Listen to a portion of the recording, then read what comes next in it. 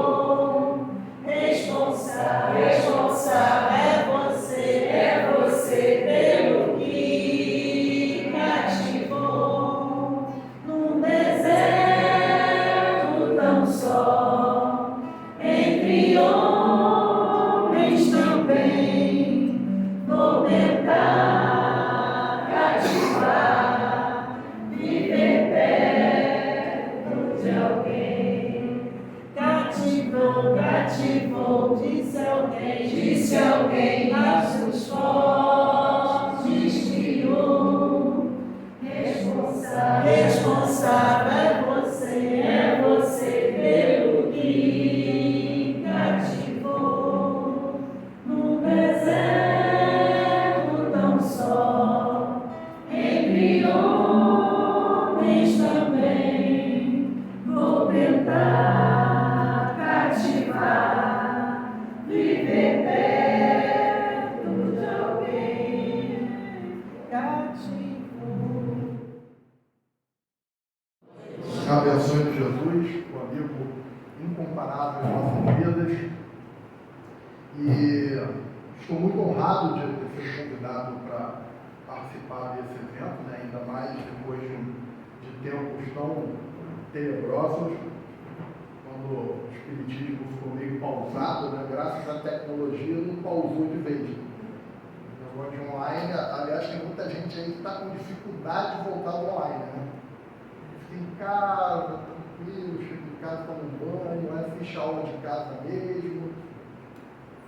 E aí alguns centros ainda continuam online. Mas estamos quase voltando ao normal. Então é com muita alegria que estamos aqui para conversar e para comemorar esse aniversário, né? Um aniversário tão ilustre, que é a Revista Espírita. Na verdade, é o aniversário do Consolador Prometido. Lembrando que Jesus, naquele momento que ele previa que ia morrer, ele comenta isso ou comunica aos apóstolos: está chegando a minha hora. E os apóstolos talvez tenham ficado muito angustiados, muito tristes, talvez um tanto quanto desesperados, e é aquele momento que ele fala, né, eu vou, mas não vos deixarei órfãos. Eu rogarei ao Pai que vos envie outro Consolador. E esse outro Consolador, esse não vai mais embora. Porque Moisés como primeiro Consolador, e aí personificado na figura de uma pessoa. Então Moisés parte, muito embora tenha deixado seus espíritos também, mas não funcionou muito dessa maneira. Ficou aquele vazio, aquela saudade. Depois Jesus, a saudade foi maior ainda, até hoje. A gente comemora isso até hoje, né? Na semana passada comemora-se na sexta-feira o dia mais triste da vida de Jesus. Eu comento sempre isso, e eu fui católico, né? A gente comemora a sexta-feira santa, né? O pior dia da vida de Jesus, devia ser esquecido. Aí no sábado a gente malha o Judas, eu malhava o Judas, eu malhava o Judas, não fazia catarse, botava o nome, amarrava o Judas no poste, botava o nome dos vizinhos chatos lá no Judas e malhava o Judas no sábado. E no domingo a gente dá aquela aliviada, que aí é a questão para os judeus inicialmente a libertação do cativeiro, depois a herança desse pensamento judaico-cristão. A Páscoa é justamente o momento que Jesus volta dos mortos. E é isso que faz dele tão importante à época, que ele foi o único profeta que voltou dos mortos, ressuscitou. Então, mas Jesus foi. E esse Consolador que ele promete é o cara que vai ficar, mas não é um cara, não é uma pessoa. O Espiritismo é uma ideia. Não tem como apagar o Espiritismo. Tentaram algumas vezes. Teve lá o Alto de Barcelona, na época de Kardec. Kardec parece que ficou meio chateado. Queimaram os livros lá, livros espíritos, acho que já tinha o livro dos médios. Kardec pensou em botar na justiça. Era um resquício ainda da Inquisição. Espanha e Portugal foram os dois países que mais demoraram a se livrar, né, da Inquisição. E os espíritos falaram que não, fica tranquilo, porque isso é o marketing, né? Tudo que é proibido, né, tudo a gente quer saber, né? Eu estava vendo a biografia não autorizada do Roberto Carlos, quando o Roberto Carlos não estava vendendo nada. Quando descobriram que o Roberto Carlos não tinha autorizado aquilo ali, o livro bateu recorde, virou quase um best-seller. Então nós estamos comemorando esse Consolador Prometido, que veio para ficar para sempre conosco, porque o Espiritismo é uma ideia. Kardec veio como ali uma ferramenta, né, digamos assim, como dizia a irmã Dulce, que falava, eu sou um lápis na mão de Deus, e Kardec vem com essa tarefa, mas ele mesmo interroga os espíritos aí na Revista Espírita, e fala assim, mas e se eu não quiser? Os espíritos dizem, outro vai tomar o lugar e vai cumprir o papel, vai fazer a tarefa. Se eu falhar, outro tomará o teu lugar. Mas o Espiritismo é uma ideia, e grande parte dessa ideia, em termos literários, a maior parte dessa ideia está contida na Revista Espírita. A Revista Espírita é onde está o maior conteúdo produzido por Kardec em termos de doutrina espírita. Eu estava vendo uma aula do Cosme Massi, que em minha avaliação atualmente é o maior estudioso da doutrina espírita do mundo, e o Cosme Massi disse que ele fez uma conta. Se nós lermos a Revista Espírita todo dia, de segunda a domingo, durante 1 hora por dia, todo dia dedicarmos 1 hora, talvez em 5 anos a gente acabe de ler tudo. Aí eu fico pensando assim, como a Kardec só viveu como Kardec, né? Kardec só existiu por 10 anos. Antes ele era o Hippolyte Léon Denis Rivail, depois ele lança o Livro dos Espíritos, com o pseudônimo de Allan Kardec, e 10 anos depois ele desencarna.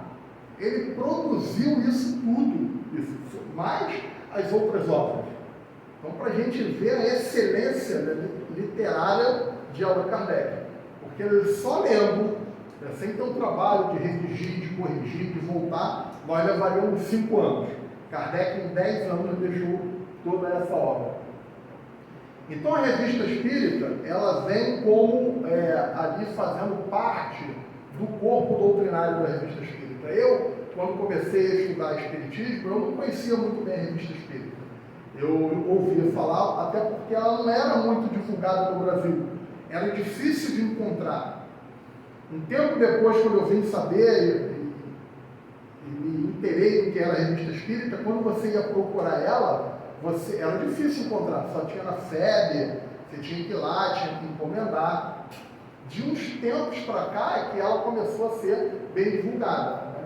E tem muita gente que acha que a Revista Espírita, né, é assim, a Revista Espírita era o lugar ali que Kardec divulgava suas ideias, e aí ele avaliava e depois ele colocava nas obras básicas. Então as obras básicas é que realmente é o Espiritismo. O Espiritismo está ali nas obras básicas. Kardec não tem só os 5, mas na Revista Espírita ele tem mais alguns outros. Um total de 32 livros.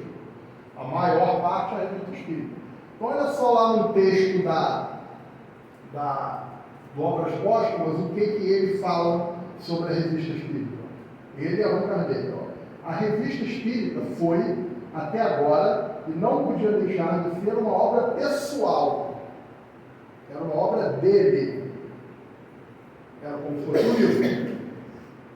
Visto que fazia parte das nossas obras doutrinárias. Então, olha só, o Kardec está falando que a Revista Espírita faz parte das obras doutrinárias. É ele que está falando. Constituindo os anais do Espiritismo. Por seu intermédio é que todos os princípios novos foram elaborados e entregues ao estudo.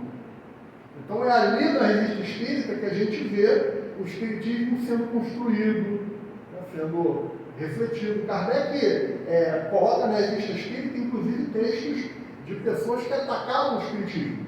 Ele coloca o texto e depois discute o texto, reflete e dá os argumentos dele em contrário, refutando aquilo ali que era falado contra o Espiritismo.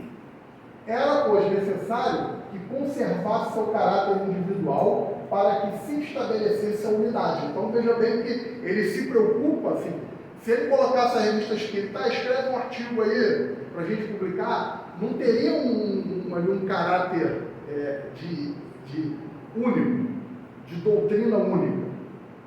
Então, para nós entendermos como é que a Revista Espírita sim, faz parte integrante, importantíssima das obras doutrinárias. Nessa revista será, assim, uma tribuna na qual, entretanto, a discussão jamais deverá afastar-se das normas, das mais estritas conveniências. Numa palavra, discutiremos, mas não disputaremos. Discutir é uma coisa, trocar ideia, não concordei, acho que é assim. Agora, disputar quem está certo, qual é, trazer essa coisa do personalismo, é uma outra. Allan Kardec nunca fez isso. Aliás, poucas vezes ele divulgou o nome de médiuns, porque o nome da pessoa não tinha importância quase que nenhuma. O importante era as ideias. Ele nunca se utilizou do argumento, como diz a filosofia, do argumento ad hominem, que é quando você denigre a imagem da pessoa e não avalia o argumento. Ah, esse cara aí está falando isso? Pô, esse cara não vale nada. Não vou nem ler o que ele escreveu. Allan Kardec nunca fez isso. Assim como nunca usou do argumento também do chamado apelo à autoridade.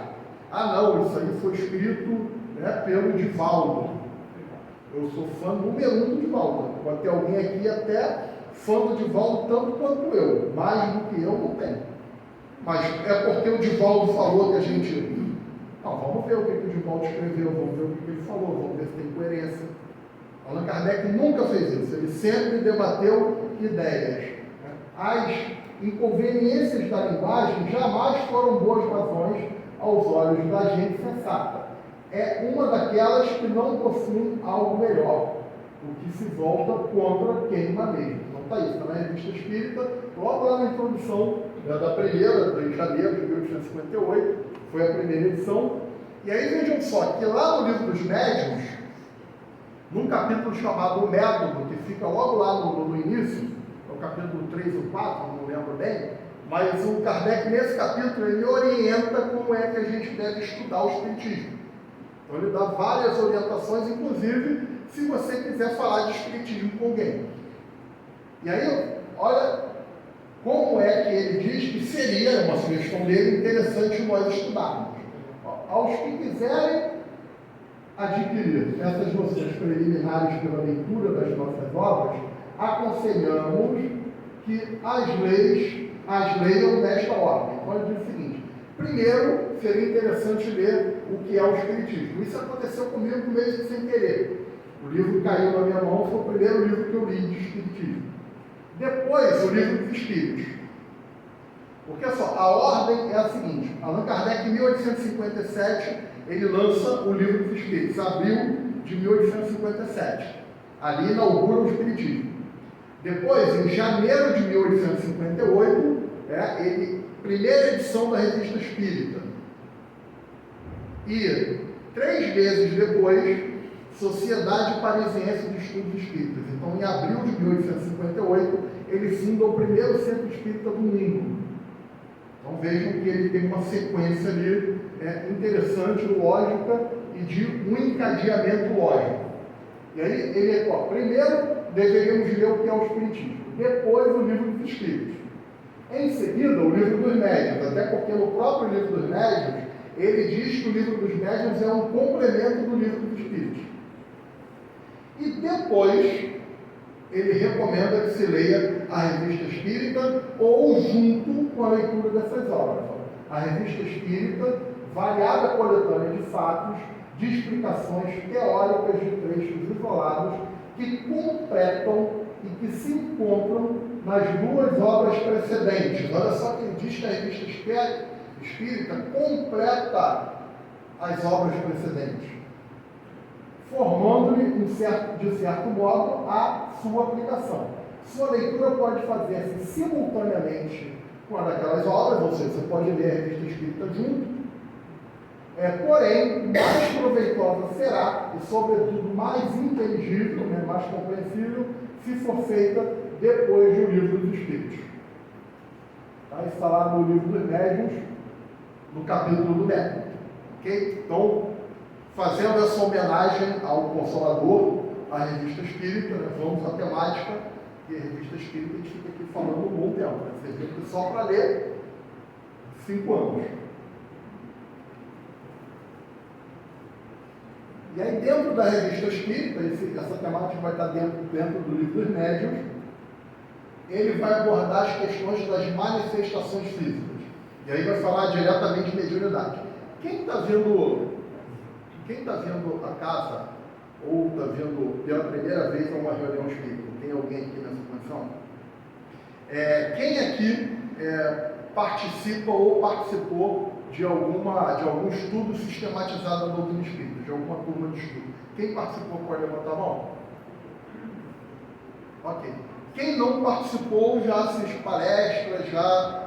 Estou perguntando isso para eu saber o tamanho do sarrafo, porque o assunto é um tanto quanto técnico. Não é difícil.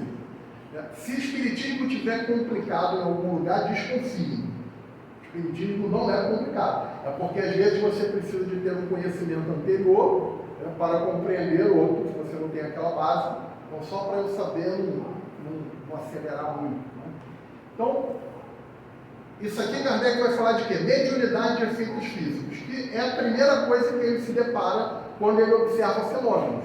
Ele é convidado para observar fenômenos de mesas que se mexiam, que davam batidas, que se comunicavam por sinais, batendo ali, adredemente combinado. Primeira coisa que ele se depara. E aí, dentro dessa temática, ele vai abordar a questão das casas mal-assombradas, que faz parte do imaginário, talvez, de todas as crianças. Quanto mais metropolitano, né, das grandes cidades, um pouco menos, do interior, mais fortemente ainda, Minas Gerais, Nordeste, essa questão de casas mal-assombradas. Eu botei uma casa ali esquisita, né? Mas, na verdade, via de regra, essa questão de casas mal-assombradas, elas dificilmente acontecem em lugares ermos, isolados. Aquela casa velha que está lá, não vai lá não, porque lá tem espírito. O espírito não costuma ficar lá. Porque quem são os espíritos? São pessoas que estavam vivas e morreram. São pessoas que morrem, mas não saem da vida. Então são pessoas como nós, sem corpo.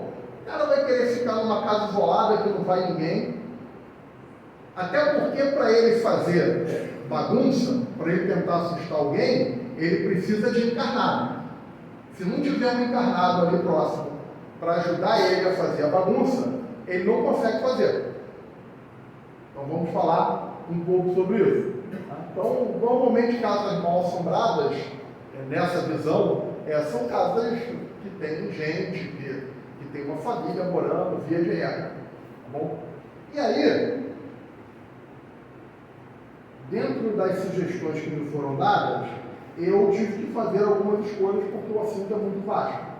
E eu vou pegar um pedaço de uma das histórias, que é a do espírito batedor de Bergsaber, que é um nome alemão, que eles pegaram uma brochura, né? Esse caso aconteceu em janeiro de 1852, e foi um caso que foi tão divulgado, ficou tão famoso lá na cidade, segundo o Google, a cidade é aquela ali, atualmente, né? Pela foto ali.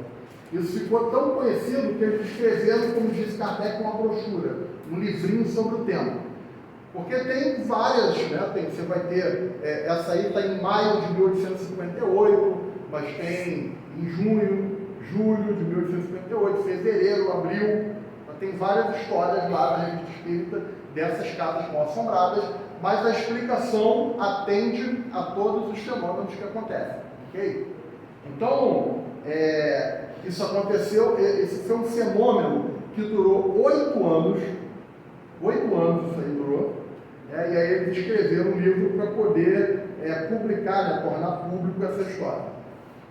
Aconteceu lá com a filha do Pierre Sanger, que era uma pessoa, um morador da cidade, e acontece o seguinte, no dia 1º de janeiro desse ano, 1852, na casa em que habitava, em um quarto vizinho, ao que comumente ficava, a família Pierre Sanger, de Bergsaber, ouviu um ruído, como se fora um martelamento, indicando-se por golpes surdos que pareciam vir de longe e que se tornavam progressivamente mais fortes e distintos.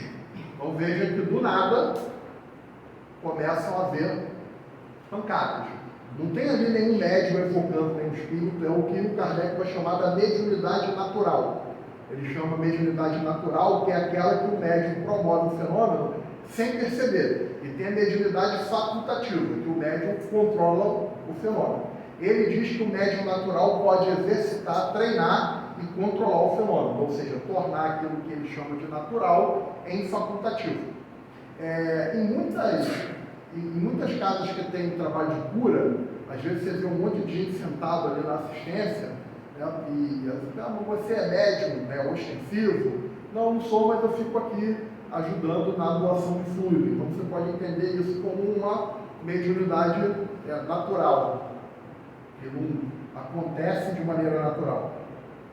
Esses golpes davam a impressão de ser desferidos contra a parede, perto da qual se achava o leito onde dormia sua filha, de 11 anos de idade.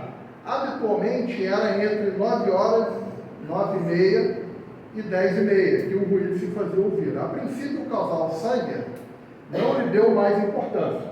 Eu já acho esquisito, né? Começa uma pancada dentro de casa e o cara não dá importância, porque o cara não é casado com a minha esposa. Porque se fosse, e a minha esposa é médica. Às vezes ela chega no quarto, às vezes até que faz tempo que isso não acontece. Ela chega no quarto muito assustada e fala assim, ó, tem um espírito lá na sala. Eu falo assim, ó, eu vou lá. Se eu gritar, você corre, porque é um encarnado, porque eu não vejo espírito. Se eu não ver nada, tá tudo tranquilo, a gente vai dormir. Como assim a gente vai dormir? Então vamos fazer uma prece. Então, a princípio, o casal não lhe deu muita importância, porém, como tal singularidade se repetia cada noite, pensaram que poderia vir da cozinha, onde, à guisa de passamento, o enfermo se distraísse a tamborilar contra a parede. Contudo, logo o casal se convenceu de que o doente não era, nem poderia ser a causa do ruído. Então, pensou que fosse um vizinho doente, ou a própria filha, né, com algum problema. O chão do quarto foi revolvido, a parede derrubada, mas sem qualquer resultado. Então, os caras derrubaram a parede, fizeram um buraco no chão e não encontraram a causa do barulho. Coisa admirável. O ruído passou a ser ouvido, quer dizer, primeiro eles trocaram a cama de lugar da menina, né, porque eles perceberam que era ali o foco, onde a filha ficava. Então, o leito foi removido para o lado oposto e então, coisa admirável. O ruído passou a ser ouvido desse lado, do lado que a cama foi. Então, logo, a menina dormia. Então, sempre que ela dormia, começava a batucar. Com as pesquisas da polícia, nada descobriram, chamaram a polícia. Começou-se a pensar que o fenômeno pudesse ser atribuído a uma doença da menina ou uma particularidade de sua conformação. Contudo, nada até agora veio confirmar essa hipótese, e ainda um enigma para os médicos. Com o passar do tempo, a coisa não fez senão desenvolver-se, aumentar. O ruído se prolongou além de 1 hora, as batidas tinham mais força. A criança foi trocada de quarto e de leito, de cama, mas o batedor se manifestou nesse outro quarto, sob a cama, na cama e nas paredes. Então, batida não só nas paredes agora, como também na cama e naquela cama que foi trocada. Porque se o problema era a cama, troca a cama. Começou a acontecer na cama. As batidas não eram idênticas, ora eram fortes, ora fracas e isoladas. Ora, enfim, sucedendo-se rapidamente e seguindo o ritmo das marchas militares e dos bailados. Então o cara começou a tocar uma musiquinha, né, fazer um batuque ali, uma marcha lá, né? Marcha, soldado, começou a bater. Isso a gente ri, né? Assim, tu imagina. E não adianta falar assim, vamos se mudar, que leva a menina, né? A causa é a menina, não é a casa. A causa é a menina, porque parede, cama, como dizia Kardec, não tem sistema nervoso para se mexer e não tem cérebro para pensar e responder perguntas. A garota ocupava desde alguns dias o quarto acima mencionado, quando notaram, e vejam só, quando notaram durante o sono que ela emitia palavras curtas e incoerentes. Foram olhar para ela, ela balbuciava quando ela dormia. Logo se tornaram mais distintas, esse balbuciado foi ficando mais claro e mais inteligíveis. Disseria que a criança conversava com outra pessoa sobre a qual tinha autoridade. Entre os fatos que diariamente se produziam, o autor desta brochura narrará um do qual foi testemunha. Achava-se a criança no leito deitada sobre o lado esquerdo. Então, logo pegou no sono, os golpes começaram pondo-se ela falara assim: tu, bate uma marcha. Aí ela falava, a menina, dormindo. E o batedor batia uma marcha que se assemelhava bastante a uma marcha da Bavária, que era um lugar lá da Alemanha. A ordem de alto, dada pela criança, o batedor parava. Então a criança ordenou bata 3, 6, 9 vezes. E o batedor executou a ordem. A uma nova ordem de bater 19 golpes, 20 pancadas fizeram-se ouvir. Completamente adormecida, a criança disse: não está certo, são 20 golpes. E logo foram contados 19 golpes. Então, quer dizer, ela pediu 19, o cara deu 20, ela brigou com ele, ele voltou e deu 19. Completamente adormecida, ela falou: em seguida, a menina ordenou 30 golpes, ouviram-se 30 batidas. 100 golpes, não se pôde contar senão até 40, tão rapidamente sucediam as pancadas. Ao último golpe, disse a garota: muito bem, agora 110. Aqui só pôde contar até 50 pancadas. Quando soou o último golpe, a dorminhoca disse assim: não é isso, foram só 106. E logo mais 4 pancadas fizeram-se ouvir para completar o número 110. Depois ela pediu 1000, 15 foram dados. Houve ainda 5 pancadas depois, o batedor parou. Então os assistentes tiveram a ideia de eles darem a ordem. Ele se calou a ordem no alto silêncio e paz.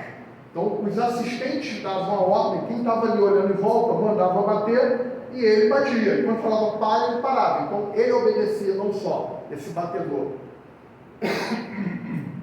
a criança, como às pessoas que estavam ali em volta. Depois, uma outra pessoa teve a ideia de fazer pelo pensamento.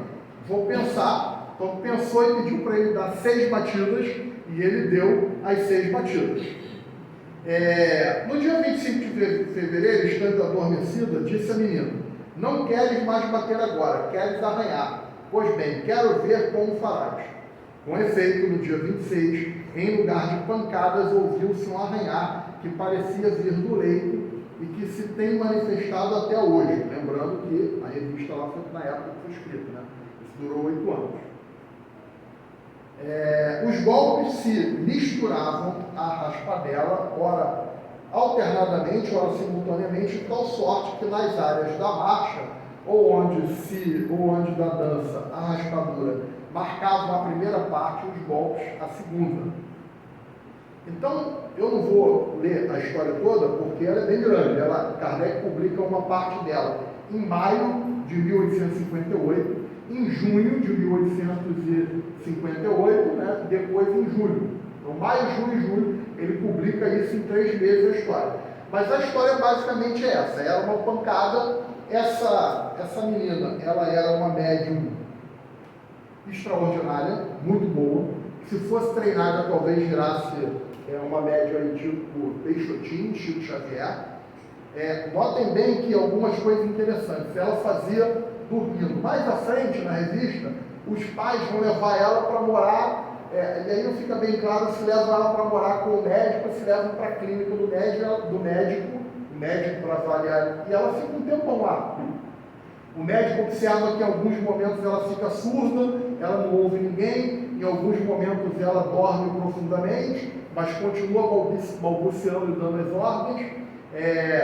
Às vezes ela faz como se fosse uma psicofonia, ela declama algum texto e as coisas foram acontecendo.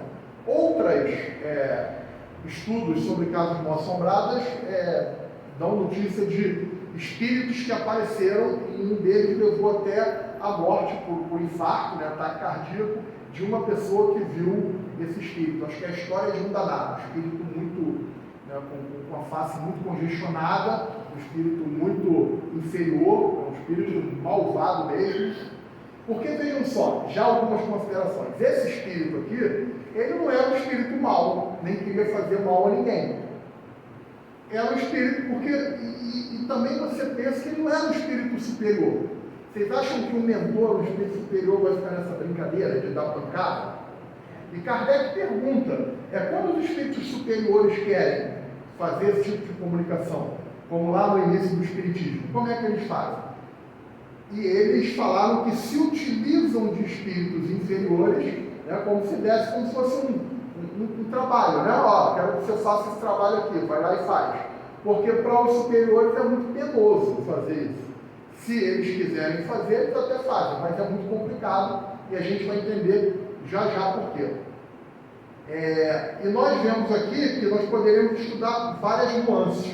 Né? Com essa menina, por exemplo, a questão dela estar dormindo e continuar dando uma comunicação, a gente pode pensar nisso como um sonambulismo, um estado de êxtase, que é uma concentração mediúnica mais profunda, e quanto mais concentrado o médium está, melhor ele desenvolve o trabalho mediúnico.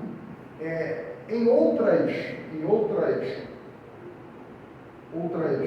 histórias que tem na revista, tem uma, por exemplo, que o espírito começa a jogar pedra, quebrar vidraça, e perguntam, inclusive, como é que ele estava fazendo aquilo, porque tinha algum médium, alguma pessoa que ele se servia, ele fala, tem sim, tem uma das pessoas que estão lá no meio, que estão apavoradas, que ela, quem é médium, que lhe ajuda. Então, primeira coisa que a gente tem que pensar, sempre tem que ter um encarnado, não basta ser um encarnado qualquer, esse encarnado tem que ser médium, para que isso possa acontecer. Então, pensando nesse modelo, né, que Kardec traz, qual modelo que Kardec traz, que é um modelo bem simples. Kardec vai dizer que nós somos três, nós somos um, mas a nossa constituição física, entre aspas, né, ela é trina. Então você tem o espírito que é a sede ali da inteligência, aí você tem um perispírito e o corpo. Né? O perispírito, ele é por onde passa todo o fluxo de informação entre corpo e espírito. A composição básica do encarnado é essa aqui. Quando a gente morre, a gente perde só o corpo. Vamos pensar aqui, ó. Um médium, vamos pensar aqui um encarnado. Tá vendo que o encarnado ele tem corpo físico, ele tem perispírito e ele tem espírito. O desencarnado, ó, não tem corpo, ele tem perispírito e ele tem espírito. Isso está intimamente ligado, né? A gente divide assim num modelo só para conseguir entender.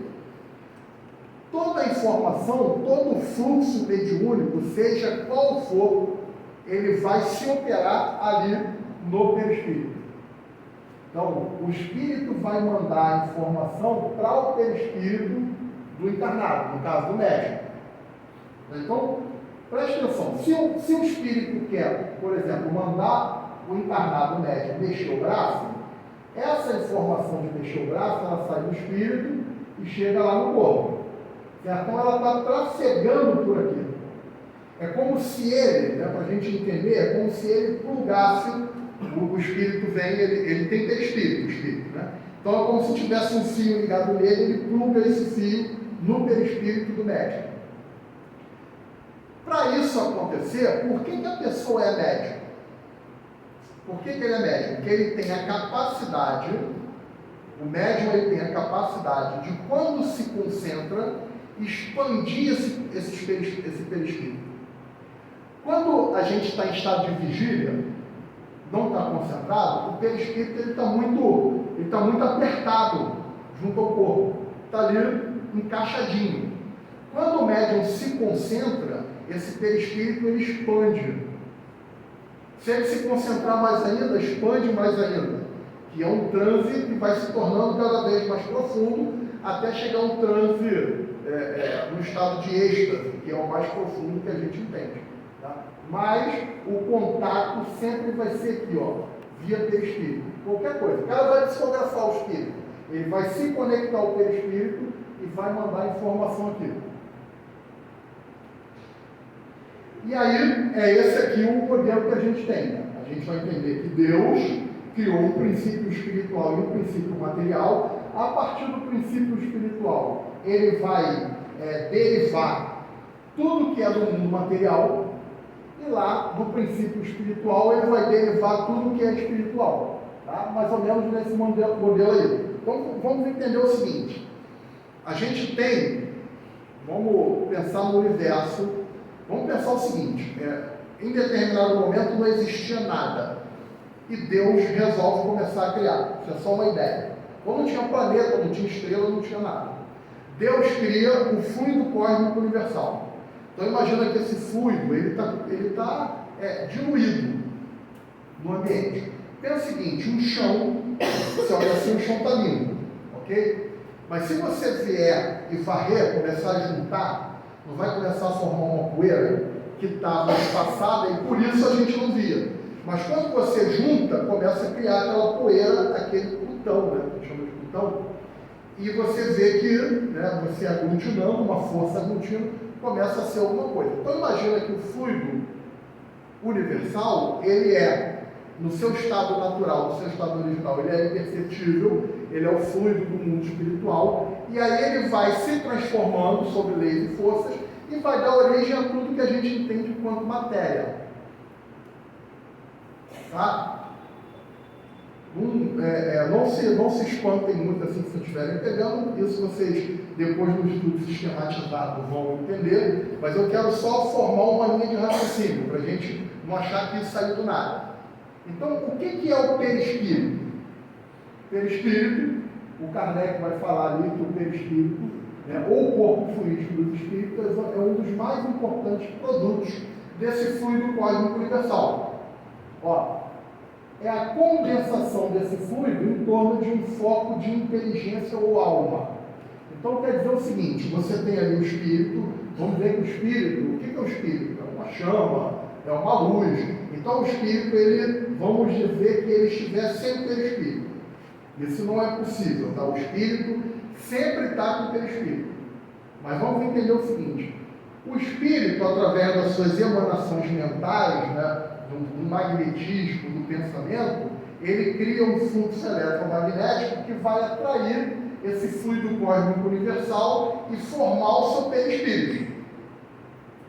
Tá bom? Então, através do pensamento, ele vai ter um perispírito ali formado. Então, notem que o perispírito está intimamente ligado com o pensamento do espírito, de todos nós. E esse perispírito, ele é o reflexo do que a gente pensa. Então vamos pensar no seguinte, vamos ver que isso aqui é um espírito desencarnado. Ele vai encarnar. O que é encarnar? Encarnar é tomar um corpo. Ok? O cara está lá encarnado, o que ele precisa fazer para interagir com o mundo físico? Porque o espírito precisa estar em interação com o mundo físico. Por que o espírito não consegue pegar aqui o microfone e pegar uma cadeira? Porque ele é muito etéreo, ele vai pegar e vai passar. O material que ele é feito não consegue se relacionar de maneira tangível com a matéria nossa aqui que nós temos. Então ele precisa de quê? De um corpo para poder interagir no mundo físico. Quando ele perde o corpo, ele não interage mais no mundo físico. Tranquilo, mas é simples assim. Lembram lá do Ghost, né? Quando o Sam lá toma um tiro, aí ele continua correndo, ele para, olha para trás e vê que o corpo está caído lá. O corpo está caído. Por que ele não voltou e entrou no corpo e continuou vivo? Porque para o perispírito digamos assim, para ele colar, para ele aderir no corpo, ele vai precisar de um outro detalhe, uma outra substância, que também é um produto desse fluido cósmico universal. Então vamos ver que está ali, ele vai reencarnar, né? Ele vai encarnar. Então lá na hora da encarnação, né, ele vai escolher lá o espermatozoide, que é o caminho biológico natural para a encarnação. Ele se liga a esse espermatozoide, né, e ele começa o processo de encarnação, de se ligar um corpo físico. Nesse momento começa a ser, e aí a gente não sabe bem como isso funciona, mas começa a ser inserido ali um elemento chamado fluido vital. Ou, como dizia o Charles Richer, um contemporâneo de Kardec, e a gente usa muito essa palavra, né, o ectoplasma. Ouviu falar de ectoplasma? Então, para o espírito se fixar, quando ele começa a reencarnar ali, fazer aquele processo de reencarnação, célula a célula, ele vai montando ali célula a célula, ele precisa, digamos assim, de uma cola. Então imagina assim, ele está reencarnando, então ele precisa aderir o perispírito dele ao corpo físico. Então ele precisa colar isso, como se ele fosse colando. Colando com o quê? Com essa substância chamada fluido vital. Então isso é vida para o espiritismo. Então notem bem que esse fluido vital, ele é uma parte, uma substância, que ela não é tão densa quanto o corpo físico, mas ela também não é tão energética, tão etérea, tão fluídica como o perispírito. Ele fica ali intermediando entre o perispírito e o corpo físico. O que é? Porque, olha só, a gente está chegando à conclusão que viver a vida, ela é você se ligar à matéria, construir a matéria, é construir o seu corpo. A gente constrói o corpo quando está reencarnando, né, pelos nossos automatismos, mas a gente precisa de estar ligado por essa substância. Então, eu tenho muito essa substância, tenho muito fluido vital, tenho muita vitalidade, tenho muita energia. Então, olha só, o que é morrer? Morrer, tecnicamente falando, é perder o fluido vital. Ou por desgaste, vai envelhecendo, a vitalidade vai diminuindo e a gente vai descolando. Vai envelhecendo, vai descolando. Ou então por algum acidente, né? Acidente de trânsito, algum acidente grave, aquele fluido ali é como se ele tivesse feito um buraco ali e ele começa a evaporar mais rápido e você descola. Não tem mais fluido vital, você não consegue mais aderir no corpo. Por que eu estou falando isso? O assunto é efeitos físicos e não é morrer e viver. Porque olha só, eu estou dizendo que o fluido vital é necessário para o espírito para ele grudar na matéria, para ele interagir na matéria. Isso que eu estou dizendo. Então, você vê ali, vamos imaginar o espírito, né? O perispírito ele vai, né, ficando pequenininho. O André Luiz descreve isso lá no Missionários da Luz com bastante detalhe. Aí a gente começa ali o momento da concepção e vai formando o nosso corpo aqui já fluido vital. Tá? Então, por que eu estou falando isso? Vamos pensar o seguinte: o espírito ele quer mover um objeto, mas ele não consegue mover um objeto. Ele não consegue interagir com aquele objeto. Ele não consegue pegar. Por quê? Porque ele não tem um corpo. Mas dá para ele fazer um negócio mais ou menos. Dá para ele tentar uma combinação e ele controlar alguns objetos. Só que ele precisa de ter um controle, uma aderência a esses objetos. O que é que o espírito que quer fazer um movimento desse físico, de que ele precisa? De um encarnado. De que ele precisa do encarnado? Do fluido vital do encarnado. Mas pode ser qualquer encarnado? Não. Tem que ser um encarnado que tenha a capacidade de emprestar esse fluido para ele. Não vai dar, tá? O médium não dá o fluido, ele pega de volta, pelo menos a maior parte. Não pode dar, porque aquele ali é o fluido vital. Se o médium dá, ele desencarna. Então ele empresta, depois volta. Perde um pouquinho, mas depois volta. Quem é esse cara? É o médium. Como é que o médium faz isso? O médium ele se concentra. Lembram que ela só começava os fenômenos quando ela dormia? Quando ela estava acordada não tinha fenômeno. Por quê? Porque ali ela não estava doando, ela estava em estado de vigília. Ela dormiu, entrava ali no estado sonambúlico, um estado de êxtase, e expandiu o perispírito. O que o espírito faz? Olha, então você está ali, ó, desencarnado. É o espírito, tá? Ele pega o fluido está aqui, no perispírito, ó, no encarnado, do médium.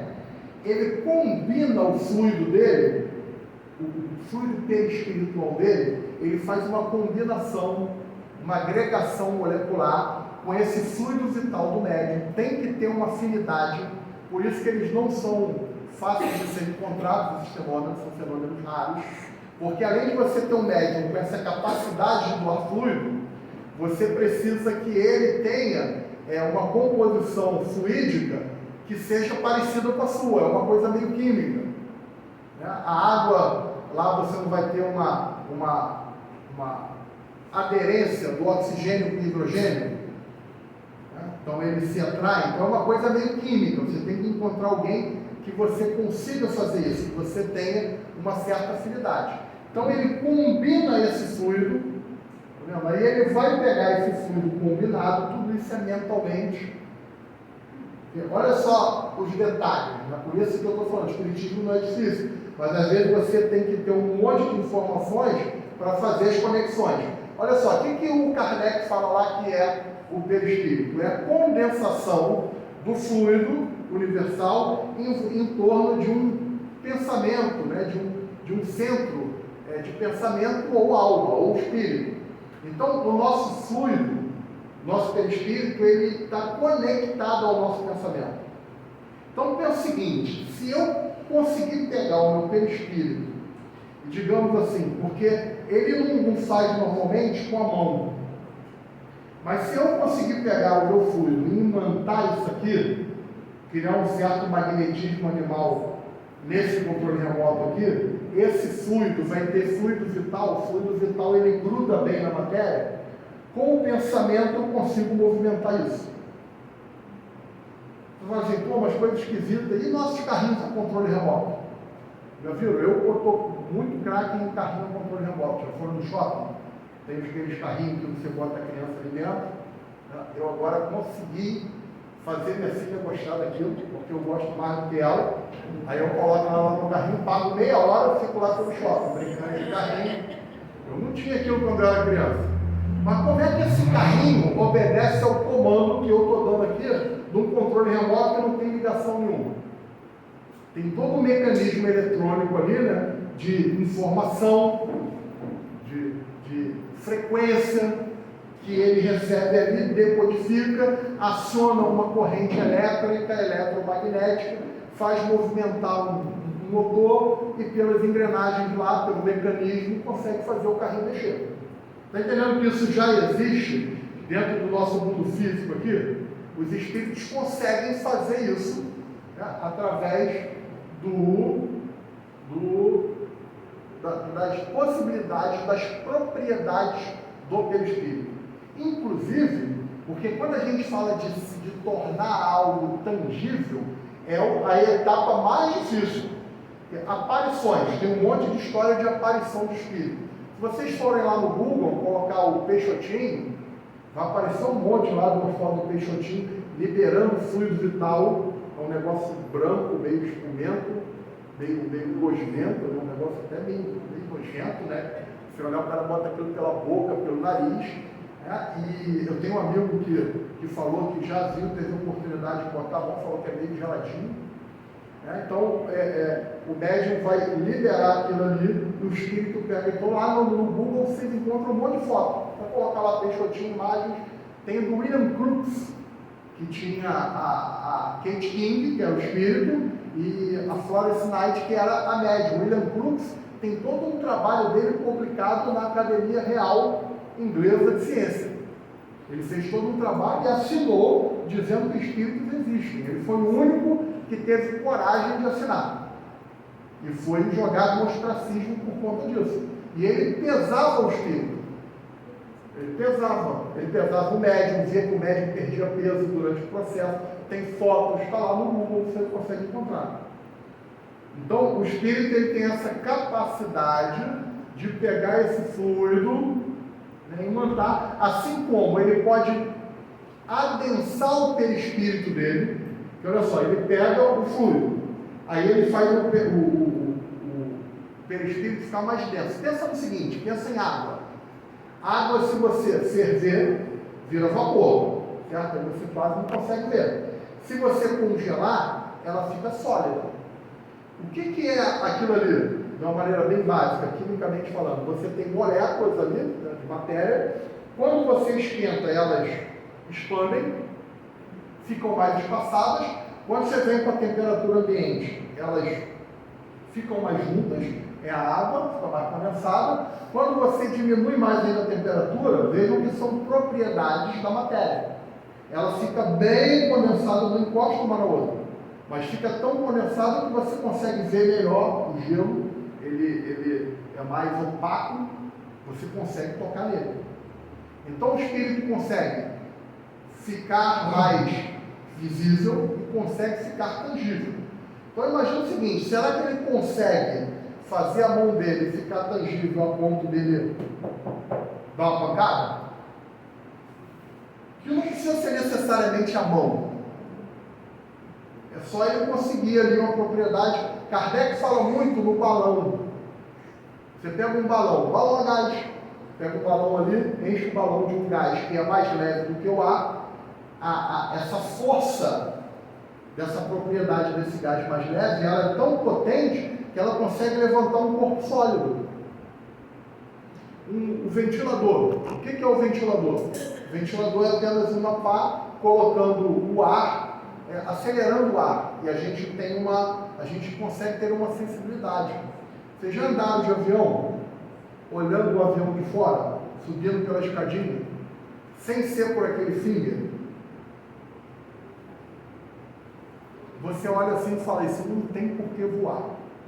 Isso não voa, o negócio desse não voa, né? Mas você entra, fazer o quê? Tem gente que toma um remedinho e entra. Por que ele voa? Porque as asas dele ali, de uma determinada aerodinâmica, com a velocidade ali, e o vento batendo por debaixo da asa, cria uma suspensão tão forte que levanta um negócio daquele de toneladas. O que está levantando o avião? O helicóptero, né? O meu irmão adora aviação, ele fala que o helicóptero são asas rotatórias, não é helicóptero. Na linguagem da aviação, quando ele fala assim, é um asa rotatória lá, é um helicóptero. Para falar diferente, né? Aí você pensa no helicóptero, você tem a hélice ali, ela cria, né, uma força tão grande que faz levantar um negócio daquele pesadíssimo. O que é um motor? O motor do carro. O motor do carro é uma explosão ali dentro da câmara hiperbárica. Ele explode, é uma explosão mesmo. Pum, aí o pistão, com a força da explosão, levanta, explode outro, aí levanta o outro, aí explode outro. Então, o carro são explosões, que quando acontece uma explosão, há uma liberação de gases. Ele ali dentro, ele expande e levanta o pistão.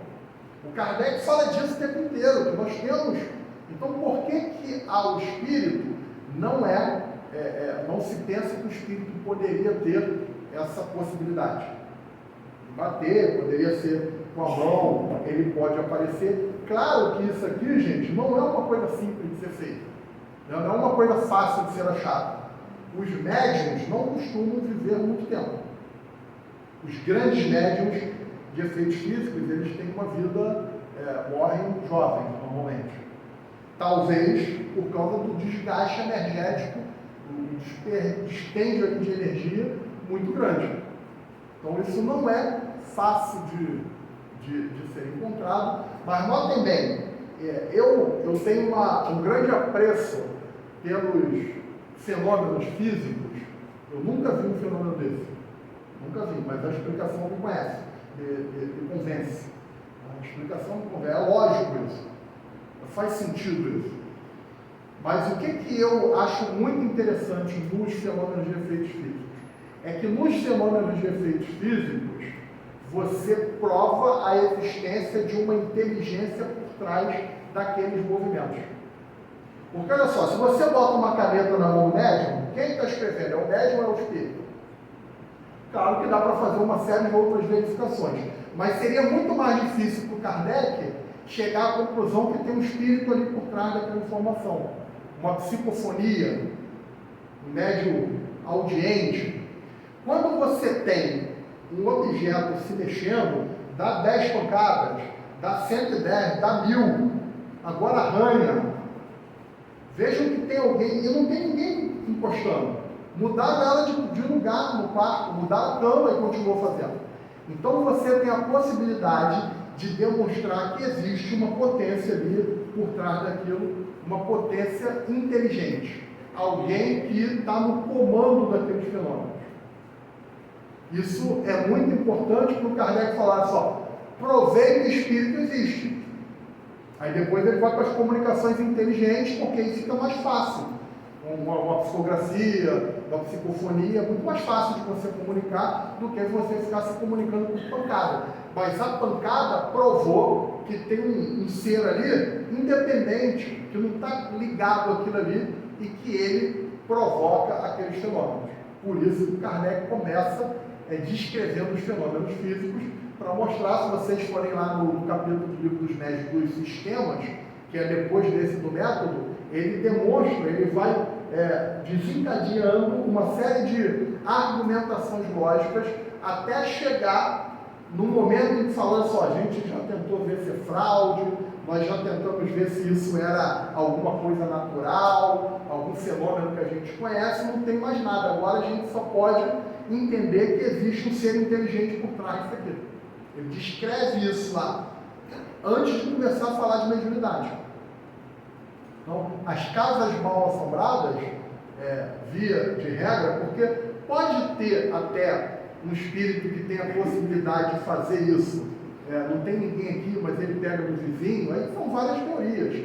Há quem diga que espíritos conseguem fazer isso manipulando fluidos da natureza, das plantas, dos animais, que também tem fluido, também tem perispírito, só que numa composição, digamos assim, química diferente da nossa. Mas aí o espírito, como ele consegue manipular isso, ele pode conseguir operar nessas condições. Tem alguns dos livros do André Luiz aí que fala de um espírito que faz um remédio homeopático numa senhora que está numa cabana no meio da floresta, longe de ajuda, e ele consegue ali manipular e colocar na água, e ela melhora a ponto de conseguir sair dali e pedir ajuda.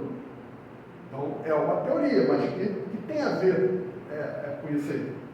Então, Kardec vai dizer que isso não tem nada de maravilhoso nem de sobrenatural, que existe sim uma explicação lógica racional. Obviamente que se eu estiver no lugar e aparece um espírito que se condensa na minha frente, com toda a teoria, vou pedir desculpa a ele, mas, a não ser que tenha alguém junto, é que você fica mais valente, Mas pensa bem, com todo o cara aparece ali, ainda mais se aparece alguém que você conhece e sabe que já morreu. Porque já pensou se isso fosse uma coisa que acontecesse facilmente? E aí, para nós concluirmos, o nosso Chico Xavier tem muitas mensagens do Chico, Muitas mensagens do Chico. E ele bota ali, mediunidade é assim, aprimoramento constante. Está meio falhado. Aprimoramento constante. Lutas sem trégua contra o personalismo. O que é o personalismo, gente? É o médium que quer impor as suas ideias, as suas convicções e não quer trabalhar em grupo. O que o médium tem que fazer? Tem que seguir as orientações. Tem médium que não quer nem estudar. Lutas sem trégua contra o personalismo, exercício de humildade, estudo e devotamento ao próximo. Infelizmente, muitos médiuns acham que mediunidade é só contato com os espíritos. Então, a partir daí é que nasce a chamada mediunidade com Jesus. É a partir daí que nós, espíritas, começamos a praticar a mediunidade como caridade. Começamos a entender que nesse intercâmbio nós podemos nos ajudar e nos ajudando, nós ajudamos ao outro. Então, muito obrigado. Eu lamento a gente não ter, Mas como eu falei, é um estudo sistematizado. O estudo aí está nas obras de Kardec, na Revista Espírita. O Livro dos Médiuns vai falar disso especificamente. A Gênese fala muito de fluido. Tem um capítulo da Gênese que eu adoro, é o capítulo 14, que ele chama Fluidos, os fluidos. Então isso está tudo lá só para a gente despertar a curiosidade e fazer uma homenagem aqui ao trabalho da espiritualidade junto com Allan Kardec, que deixou tudo isso aí para a gente. Agora a gente só tem que ler isso, entender e tentar praticar. O cara criou isso, Claro que ele não tirou do nada, deixou isso aí para a gente. Então, quer dizer, está muito boa parte do caminho andado. Falta agora a gente também fazer a nossa parte, assumir as nossas responsabilidades E mais do que isso, entender que existe uma consequência. Entendendo isso aí, a gente tem a certeza de que o Espírito existe. Espírito existe significa que eles não morreram. Se eles não morreram, nós também não morremos. Será que nós vivemos como imortais? Nós já conseguimos introjetar isso e transmitir isso para as nossas atitudes e para a nossa vivência? Ou nós vivemos como se o mundo fosse acabar amanhã e nos desesperamos por qualquer coisa que aconteça? É uma reflexão para cada um de nós. Muita paz, muito obrigado, até a próxima.